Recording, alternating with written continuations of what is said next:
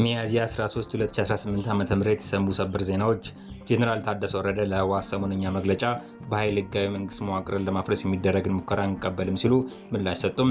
የትግራይ ጊዜያዊ አስተዳደር ፕሬዝዳንት ሌተናል ጄኔራል ታደሰ ወረደ ዛሬ በሰጡት መግለጫ የህወሓት ማዕከላዊ ኮሚቴ ከጦርነት በፊት የነበረው የክልል ምክር ቤት ይመለስ ሲል ያስተላለፈውን ውሳኔ በጽኑ ተቃውመዋል።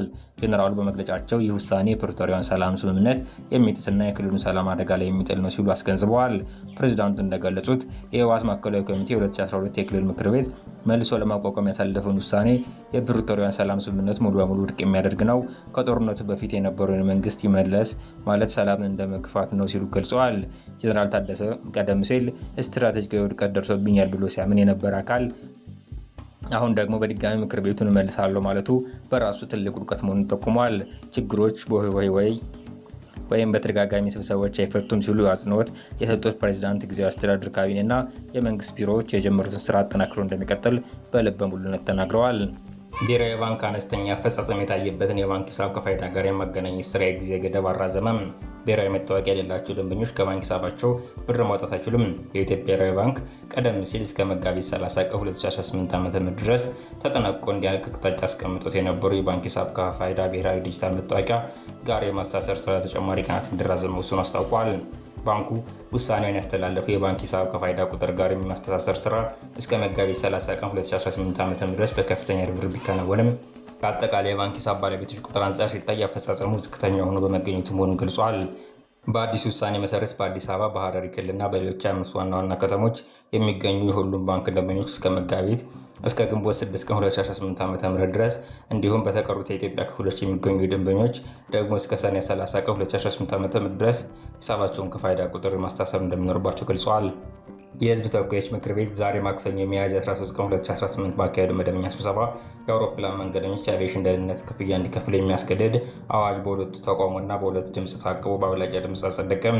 ለብሔራዊ ደረጃ ደህንነትና አገልግሎት ገቢ ይደረጋል የተባለው ይህ ክፍያ በፓርላማ አባላት ጥያቄ ተነስቶበታል። የአብርሌን ፓርላማ ተመራጭ ዶክተር ደሳለኝ ጫኔ የአውሮፕላን መንገደኞች ለአቪዬሽን ደህንነት ክፍያ ክፈሉ መባሉ መንግስት የዜጎችን ሰላምና ደህንነት የማስጠበቅ ኃላፊነት አለበት ከሚሉ ጽንሰ ሀሳብ ጋር የሚቃረም መሆኑን ተናግረዋል። የህዝብ ተወካዮች ምክር ቤት ዛሬ ማክሰኞ ሚያዝያ 13 ቀን 2018 ባካሄደው መደበኛ ስብሰባ የአውሮፕላን መንገደኞች የአቪዬሽን ደህንነት ክፍያ እንዲከፍሉ የሚያስገድደውን አዋጅ በሁለት ተቃውሞና በሁለቱም ድምፅ ታቅቦ በአብላጫ ድምፅ አጸደቀም። ለብሔራዊ መረጃና ደህንነት አገልግሎት ገቢ ይደረጋል የተባለው ክፍያ በፓርላማ አባላት ጥያቄ ተነስቶበታል። የአብርሌ ፓርላማ ተመራጭ ዶክተር ደሳለኝ ጫኔ የአውሮፕላን መንገደኞች ለአቪዬሽን ደህንነት ክፍያ ክፈሉ መባሉ መንግስት የዜጎችን ሰላምና ደህንነት የማስጠበቅ ኃላፊነት አለበት ከሚለው ጽንሰ ሀሳብ ጋር የሚቃረም መሆኑን ተናግረዋል። የሲቪል አቪዬሽን አገልግሎት ክፍያ ሊከፍል የሚገባው አየር መንገዶች እንጂ መንገደኞች ሊሆን አይገባም የፓርላማ አባሉ አሳስበዋል። የሚሰበሰበው የአገልግሎት ክፍያ ለብሔራዊ ደህንነት ገቢ ይደረጋል መባሉ የሀገሪቱን የገንዘብ ስርዓት አለማወቅ ነው። ለሲቪል አቪዬሽን ባለስልጣንም ለብሔራዊ ደህንነት በጀት የሚመደበው ፓርላማ ሆኖ ያለ የመንግስት ፋይናንስ ስርዓት የሚጥስ በመሆኑ ይህ አንቀጽ መስተካከል አለበት ሲሉ ዶክተር ደሳለኝ በአዋጁ ላይ ማሻሻያ ሀሳብ አቅርበዋል። በህዝብ ተወካዮች ምክር ቤት የፕላን በጀትና የፋይናንስ ጉዳዮች ቋሚ ኮሚቴ ሰብሳቢ የሆኑት አቶ ደሳለኝ ወዳጁ በበኩላቸው ክፍያ እንዲሰበስቡ በህግ ስልጣን የተሰጣቸው የገንዘብ ሚኒስቴርና ገቢዎች ሚኒስቴር መሆናቸውን አስታውሰዋል። እነዚህ ተቋማት እያሉ የብሔራዊ መረጃ ደህንነት አገልግሎት ገንዘብ እንዲሰበስብ በአዋጅ ረቂቅ ላይ መጠቀሱንም አንስተዋል። የእስራኤል ወታደር በሊባኖስ የኢየሱስ ክርስቶስ ሐውልት በማፍረስ የትራምፕ የቀድሞ አጋርን ጨምሮ በአሜሪካ ፖለቲከኞች ዘንድ ቁጣ ቀሰቀሰም። በሊባኖስ ውስጥ የእስራኤል ወታደራዊ ኢየሱስ ክርስቶስ ሐውልት በመዶሻ ሲመታ የሚያሳይ ቪዲዮ መጋራቱን ተከትሎ ፕሬዚዳንት ትራምፕ የቀድሞ አጋሮችን ጨምሮ አንዳንድ በአሜሪካ የፖለቲካ መብት ላይ ያሉ ግለሰቦች በቁጣ ምላሽ ሰጥተዋል። የእስራኤሉ ጠቅላይ ሚኒስትር ቤንያሚን ኔታንያሁ በድርጊቱ ይቅርታ ጠይቀው ምርመራ እየተካሄደ ነው ሲሉ ተደምጠዋል። አሜሪካ ከእስራኤል ጋር ባላት የቀኝ ክንፍ ኃይሎች ግንኙነት ላይ የሚሰነዘረው ትችት ከጊዜ ወደ ጊዜ የጨመረ መሆኑን አሳይቷል። በተለይም የክርስቶስን እሴቶች ያከብራል የሚባሉት የእስራኤልና እስራኤል ደጋፊ የሆኑ የቀኝ ክንፍ አንዳንድ ሪፐብሊካኖች በእስራኤል አገዛዝ ላይ ጥርጣሬያቸውን እንዲገልጹ እያደረገ ይገኛል። ሪፐብሊካን ኮንግረስ አባል የነበሩት ማርጆሪ ቴይለር ግሪን በማህበራዊ ድረገጻቸው ላይ ሊሰራጩ ፎቶግራፍ ምላሽ ሲሰጡ በየዓመቱ በቢሊዮኖች የሚቆጠሩ የታክስ ዶላሮቻችንና የጦር መሳሪያዎችን የሚወስድ ታላቁ ሀገራችን በማለት የእስራኤል ወታደር ድርጊት አሳፋሪ ሲሉ ኮንነዋል።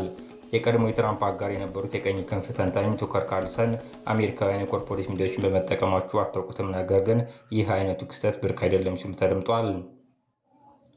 በትራምፕ የተሳሳተ ስሌት ምክንያት አሜሪካ የኢራን ግንኙነት በጣም አሳሳቢ ሆኖ አልተባለም። በዱዋ የድህረ ምረቃ ጥናት ተቋም ሚዲያ ጥናት ፕሮፌሰር የሆኑት መሐመድ አልማሲር በአሜሪካና በኢራን መካከል ያለው ግንኙነት በጣም አሳሳቢ ሆኗል ሲሉ ተናገሩም። ከጥቂት ቀናት በፊት ትራምፕ እንደ ኢራናውያን የሆርሙዝ ባህር እንዲከፍቱ ሲጠይቁ ለግንኙነት መሻሻል እውነተኛ እድል ነበር ብለው እንደሚያምኑ ለአልጀዚራ ተናግረዋል። በዚያን ጊዜ አሜሪካ የውጥረቱን መባባስ ለማቅለል የሰራችው ቢሆንም በምትኩ ትራምፕ የተገላቢጦሽ ተግባር ፈጽሟል ሲል አልማሲር አክለዋል። ይህ የተሳሳተ እርምጃ ወደ ከፍተኛ ውጥረቶች ምክንያት ስለሆነ በትራምፕ በኩል ትልቅ የተሳሳተ ስሌት ነበር ሲሉ አልማሲሪ ተናግረዋል። ለሁለተኛ ዙር የሰላም ንግግሮች ኢራናውያን ፓኪስታን ውስጥ እንደሚገኙ አሁንም 100% እርግጠኛ አይደለንም ሲሉ ተደምጠዋል። ምናልባትም ይገኙ ይሆናል፣ ነገር ግን ድርድሩ አሁን የበለጠ ከባድ ይሆናል። ባለፉት ጥቂት ቀናት ውስጥ የተከሰቱትን ሁሉ ግምት ውስጥ ማስገባት ያስፈልጋል ሲሉ ተደምጠዋል።